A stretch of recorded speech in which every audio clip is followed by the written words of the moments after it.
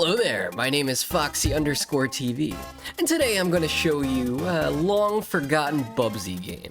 Honestly, not many people out there even know about Bubsy at all. He's a long-forgotten mascot from the 90s that somehow continues to get new releases. That's right, there are a total of 7 Bubsy games that I can think of off the top of my head. And I'll be showing you one of the more obscure ones. This was released on the Atari Jaguar, Bubsy and Fractured Furry Tales. As the name implies, it is in fact a furry game. Bubsy is a furry character, he's a bobcat. But don't get it twisted, I'm not a furry character. Let's get it started here. I'll be dubbing over this run because I didn't dub it while live. Anyway, here we go. And here's the first level, Go Ask Alice. There are 15 levels total in this game, and it's kind of broken up into 5 different worlds. They're based on fairy tale adventures. So the first one, as you can tell, is Alice in Wonderland, and it's okay to go pretty hard in the speedrun in this first level, because, you know, the worst thing that happens is you make a mistake and you just reset.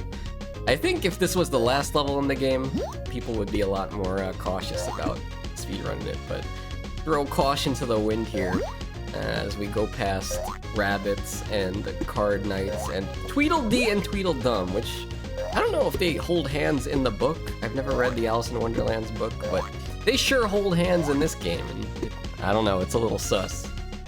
Anyway, there's also these snakes that throw eggs, and a lot of mushrooms. One might even say this is possibly the Mushroom Kingdom, but it's not. It's Bubsy's Mushroom Kingdom. It's a nightmare. Also, you see that bee up there.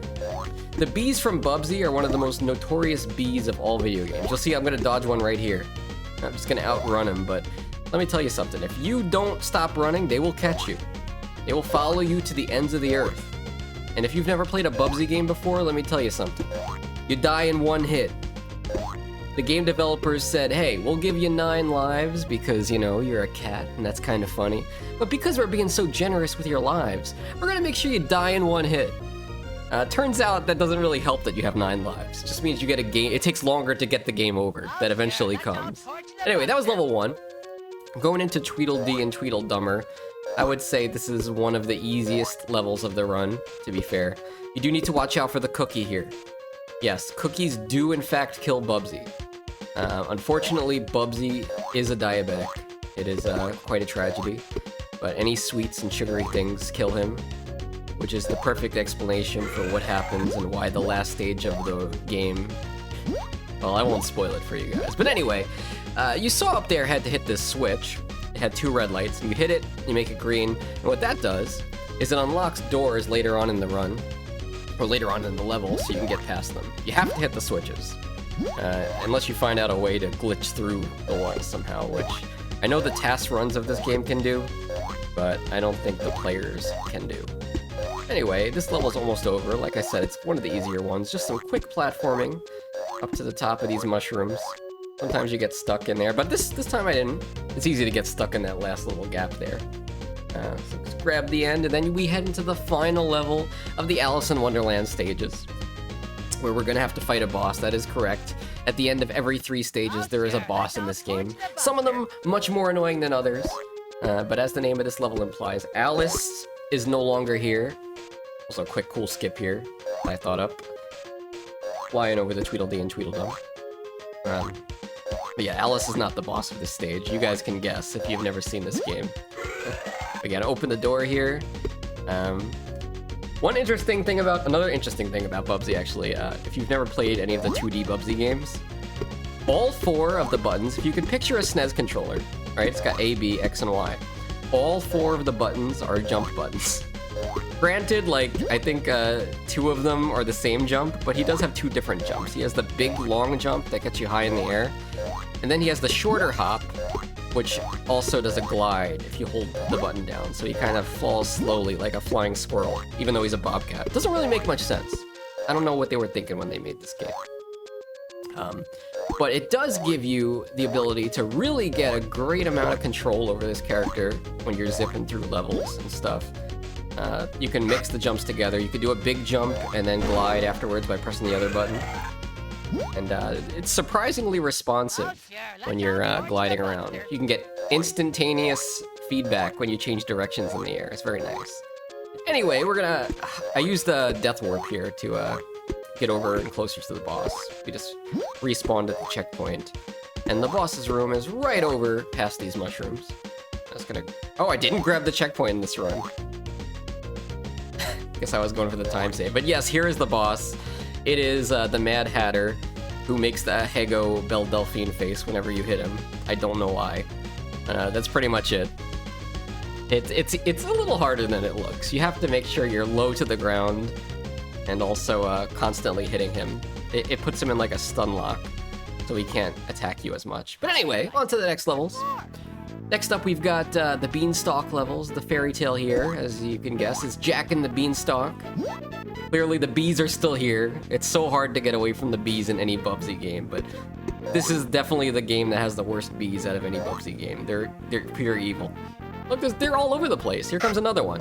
It's to the point where it's safer just to wait there to not lose your run to the bee.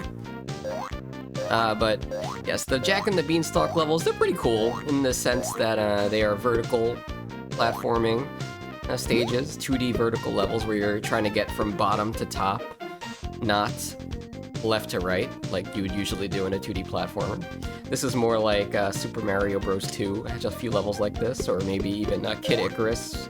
You start that game in 2D vertical platforming levels. One nice thing about this game, I will say a nice thing about it, is that when you hit the bottom of the screen in the 2D platforming level, you don't get a game over.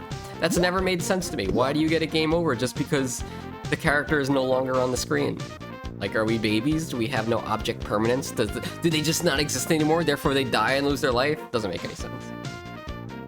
Anyway, we're moving on to Highly Stung. This is one of the harder levels of the run, and there are 15 levels total, by the way. Let's see, do I get the banana box skip? I don't. That's okay. You can do a skip there where you jump between the top vine and the banana box. It saves a little bit of time. It is risky though, because you can accidentally jump too late and then slip on the bananas and go right into the night and die, and that costs a lot of time. And at this point, it would probably cost you the run, because, you know, this is the record. But yes, Highly Stung has a lot of thorns and stingy things like bees, like one right here. Yeah, there it is. And other things that are trying to poke Bubsy. He's honestly just like a big balloon. He's got paper skin and glass bones. He's a very fragile little creature. Gonna glide down here. If you can get on that cloud without falling, then you could avoid spawning a bee there, which is nice, because you do have to take the time to kill him if you spawn him. You get a nice little break. This is usually where I take a sip of water in the run on that platform. And here we're gonna be introduced to a little caterpillar guy, which is gonna help us coming up, because for some reason when you jump off of them, they give you a ton of height, and it lets you reach higher parts of the level. But first we have to get through this part with the 3 bees swarming. You'll see the caterpillars up here. They are a little annoying though, because there will be times where you jump on them and for some reason you just die. And I don't know, you just have to hit them in the right spot. It's hard to tell where that spot is. I think it's somewhere in the middle, but you know, your guess is as good as mine. I just kind of hope for the best. This game has some weird hitboxes, I must tell you. Alright, moving into the third Jack and the Beanstalk level, where we've got a boss coming up. Also, we got a little, a few castles here to go through. It almost gives you like a Dark Souls vibe. Gotta get past the knights and whatnot. But yeah, we're able to skip that bee because we got the fast clouds spawn there, which is nice. A bunch of quick jumps here up to the top. There's also an invulnerability power-up that we use here, which lets you run through enemies and basically you're invincible to almost everything. You gotta be careful in Bubsy though. Bubsy 1 at least has 2 power-ups. One is invincibility, and one is invisibility. One makes you invisible to the enemies, and one makes you invincible to them. Don't mix them up, don't get it twisted. Unfortunately, in this game, and I think all the other Bubsy games, even if you get invincibility, you can still be killed by spikes and water. And it makes sense that Bubsy gets killed by water. And I could see a lot of people complaining about this. You know, he's invincible. He should be able to go over the water. But you know what? He's a bobcat. He's a cat. Of course he's gonna explode if he touches water. You ever try to give a cat a bath? That's what happens. Anyway, we're gonna jump down into the boss's room here. It's grabbing the checkpoint. This boss is infuriating to me because I don't know how it works. For some reason, there's just a 10% chance, it seems like, where when you jump on him, you just die. And you head back to the checkpoint and you have to try again. I think this is a run where I got lucky and that didn't happen. But if anybody plays this game and can figure out why you just randomly die sometimes when you jump on him, I'd love to know in the comments. I'd run this game, I'd play this game more and try to get a better time if I knew that, but it's way too frustrating to get, you know, like 10 minutes into your run at this point and then just lose it to some randomness. I could not recommend speedrunning a game like that, where, you know, the route just has some randomness where it just costs you the run. But maybe it's not randomness, maybe it's player skill. Either way, we're in the Aladdin levels here. This is the Alibaba and the 40 thieves. It's a lot of thieves, actually. Gotta split the loot with all those guys. I never read that story, but yeah, we got the fast platform there where you could spawn the platform and jump up top. But yeah, this is actually the fastest level in the run, I believe. Certainly feels like the easiest level, especially here, because you just grab the invulnerability and just haul ass to the end here. Nice and easy. Gotta make sure you hit the brake before you touch the yarn ball at the end, or else the yarn ball shoots out a bunch of little yarn balls in some kind of weird animation and it costs you some time. And unfortunately, while this level's quite easy, the next one, Desert Storm, is not easy. I remember when I was first learning how to do this run, this level was a pain in the butt, especially this part, because I like to take this pretty fast, get over these two, and then get on top of that snake there. It'd be very easy to die there, but definitely worth going for the speed. Checkpoints don't really matter, ideally. Well, you see, what was up with that hitbox? That cactus should have died the second I touched his head, but the game didn't register that I hit him until, like, I was literally almost at the ground. And I've had runs where I've jumped on enemies like that, and then I would just die to the cactus, because it thought I was at the, you know what I'm saying? So annoying.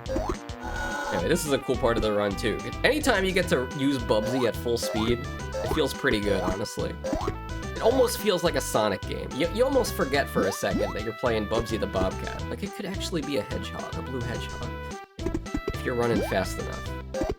I don't really know what they were thinking when they created Bubsy. You know, from what I heard, the guy that made Bubsy played a lot of Sonic 1 to get inspired on how to make this game and this character. And I guess that's where the speed comes from. But he forgot one crucial detail of Sonic the Hedgehog that makes it a much more playable game for the average person. And that's rings! Yeah, that's right, Sonic the Hedgehog has rings. If he takes damage, he doesn't die like Bubsy does. You know? Bubsy is basically like Sonic the Hedgehog for people that are insane. And are, you know, it's like hardcore Sonic, basically. He's also a furry. Is Sonic a furry? Let me know in the comments. I'd assume it's yes, even though it's quills. Getting a little off topic here. That's that level, that's Desert Storm. A lot of platforming, a lot of nonsense. And now we head into the final desert level, where I do take a lot of risks. There are a lot of high risk, high reward strats you can go for in Bubsy and the Beast. And the boss fight is one of the easier bosses of the game, probably the easiest. But yeah, you're gonna go through here, and then there's a vulture that comes out. Did I spawn the vulture? Okay, good. Then you get up here, use the vulture to get up there. If you miss the vulture, which I did during my live speed run at RGL TV, there is a backup strat you could do where you can use the tree to get up there, but it does take some time. Anyway, grab that light switch over there, fumble my way into the hut. And we're gonna have another opportunity here to feel like Sonic the Hedgehog, because we're gonna grab invulnerability and then just zoom to the right here. One thing though, Sonic can't really fly. He has to use a plane to fly. I'm pretty sure Tails has to fly it for him usually. But here's the trick I'm talking about that's high risk. A jump here with a big glide, and then you jump across here. If you fall in that gap, there are spikes at the bottom. You are dead. I'm grabbing the checkpoint here because it's easy to die at this part too. The slight wrong position and you're going into those spikes and dying too. But we are approaching the boss. He's right past this little area here. And then after that, we're heading into one of the most obnoxious, long, and tedious parts of the game, which is the water levels, which I think the manual calls Water World. Pretty sure it's like a Kevin Costner movie. I don't think that's a fairy tale or a furry tale. Originally, I thought it was 20,000 Leagues Under the Sea or whatever the hell it is. I've never read it. I know it's a book that's kind of famous. Which most people confuse that with, like, you're not 20,000 leagues deep under the sea. It's 20,000 leagues, like, traveling under the sea. Not as exciting. Anyway, here we go. It's Water World time. Oh, I hate these levels. You got sharks, you got eels. The one nice thing about these levels is there's no bees, I must say. There are no underwater bees. We are spared. But yes, we're gonna start off going to the left because we have to go all the way up here to open a switch that opens the door. There are these terrifying sharks. They're kind of silly looking. No, actually, I take that back. They're terrifying. They're just completely terrifying. Once they have a good angle on you, they will dive bomb you and try to eat Bubsy in one bite. I don't blame them. Bubsy seems like a decent meal. We're starving. But yeah, we hit the key, we open the door right there with the switch, and then quickly die to return to the beginning of the level. And then, we head through here to the right, now that the door is open. Sometimes it's... Okay, so with the water levels, they really, really, really wanted to use up, like, every bit of the map.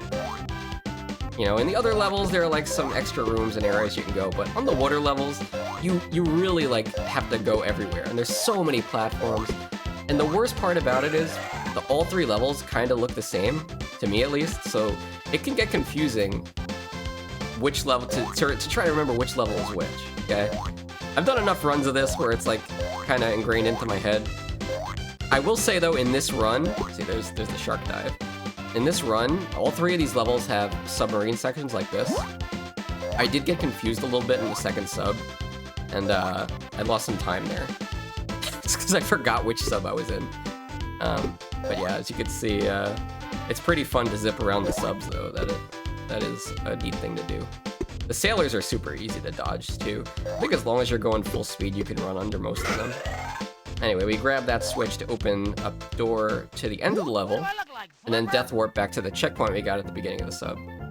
And then we head up to the right and back to the left, and up to the right again. Like I said, they try to use all of the map here for some reason. Nicely timed jump onto the octopus ninja. And also this level has hamsters in submarines. That's right, they're hamsters. Are they beavers? I can't even tell. I think they're hamsters. We are gonna go to the right a little bit to get this invulnerability. That way we could just run to the left here without worrying too much about what's coming our way here. Okay, nice and easy. You do have to avoid the spikes though. Like I said, those sea urchin spikes, they will still kill you, even though Bubsy is invulnerable. And then right up here to the end, it's almost like Little Mermaid, but Little Mermaid is not a fairy tale. It's a Disney tale. There's no... I guess there are mermaids here, and they are little. Maybe this is based on Little Mermaid, who knows? Anyway, that's the end of that level. 2 more water levels to suffer through. And you would never be able to guess. If you haven't seen this game before, you'd never guess what the boss of the water level is. Such a ridiculous boss. And a pain in the butt, too. I could see, if for whatever reason, if anybody got interested in running this game, I guarantee you will lose runs to the boss of the water stage. And it's so painful because you're already like 20 minutes into the run. Anyway, open up here and to here where you could jump on the seahorse. Grab the checkpoint. Very important because we're gonna move up to the left here to open a door. We have another lock that we need to pry open before we head back. But I guess I could take some time here while Bubsy's just doing what he does to talk about Bubsy as a character. A lot of people hate on Bubsy, you know, rightfully so. If you're a casual player of 2D platformers, or I guess games from the 90s, there are easier games to play, like Super Mario World, Sonic the Hedgehog, of course, like we mentioned earlier. But a lot of people, they say maybe the first Bubsy game is the best one. I honestly think this one is. Maybe Bubsy 1 is good and fun at a high level. I don't know. I don't really have the patience to get into it. But then there's Bubsy 3D. You know, Bubsy 3D came out a few months, I believe, after Super Mario 64. That's right, Mario 64 came first, then Bubsy 3D. Unfortunately, the guys that were working on Bubsy at the time, they saw Mario 64 and they said, "Oh man, I really wish we could redo this game. It needs work." But I guess the Accolade or whoever was running the company at the time decided against it. They couldn't get the time or the funding to rework Bubsy to make it more competitive with Mario. So it is what it is. See, here's where I got lost. I was like, wait, what? Where am I? Then I glitched through the floor. And at this point, you know, I tried to get over there where the switch is. And I said to myself, all right, I'm just gonna die. And I was ready to throw in the towel, honestly, on this run. By the way, that's the spiky door that you have to unlock with the switches. But anyway, I take the death here. We lose about, I don't know, 10-15 seconds, it seemed like. But otherwise, this run is pretty damn perfect. But we'll grab that and go up here and then head down to the end of the level. And then we'll head into the third and final of the submarine water levels. There we go. Tap that, don't want to spawn the yarn balls. And there we go. Heading into the final stage. But yeah, Bubsy, he had Bubsy 3D in '96, and then a very long time passed. I believe maybe it was 2017. I don't know what inspired this to happen, but Bubsy did get new games. He got 2 new games that are on Steam. I think they're a little overpriced. I have seen them on sale for like $5. If you ever see them for $5, I'd say go for it. They're not that bad. I mean, they're bad, but like, for $5, it's a deal. For 20 and 25 bucks, maybe not. But anyway, we're gonna head up to the right here. We have to hit a bunch of switches here. There's a bunch of hidden switches. Playing this game in particular for casuals is a complete nightmare. The first time I played this game was in 2024. I had never played any of the Bubsy games before, and I am a streamer over on twitch.tv/Foxxy_TV, and I came up with the challenge to play all the Bubsy games in one stream. And I was gonna call it the Bubsathon, and at the time I only thought there were 3 Bubsy games: Bubsy 1, Bubsy 2, and Bubsy 3D. Because those were the 3 games that were shown off on JonTron's episode of Bubsy. Right? That's where I think everybody, or a lot of people, heard about Bubsy for the first time. Most people that didn't grow up with him. But to my surprise, there were 7 Bubsy games. 7! And it was impossible to do in one stream, for me at least, going into it blind. And it wound up being a year-long endeavor, which I have documented completely on this YouTube channel. There's a whole playlist that captures all the gameplay of my first time playing Bubsy. But this game in particular was the hardest of all of the Bubsy games to go into blind. It's very confusing, very unforgiving. A lot of things jump out at you. Suddenly, you don't have a lot of time to react. But I don't know, what if you speedrun it, it's a little different. It's better, I guess, is what I'm getting at. Anyway, we're gonna head down to the boss here. It's been rambling a bit, but there's just a few more floors of sea level to go through. But if you made it this far in the video, time to #sellout. Make sure you like the video and maybe leave a comment if you like the run. It could just be something simple. I don't know how much more Bubsy content I'll do, but you know, depends if they release more games. I'll play them if they release them. Anyway, grabbing the last checkpoint before the boss. Here it is. Were you able to guess that the boss was a crawfish or a lobster? It's something like that. Either way, this boss really sucks. You have to do like a massive jump, get over on his tail. The first time I played this, I didn't even know how to damage him. It just seemed like impossible to jump over his head. But you really just have to hold the button and get over there.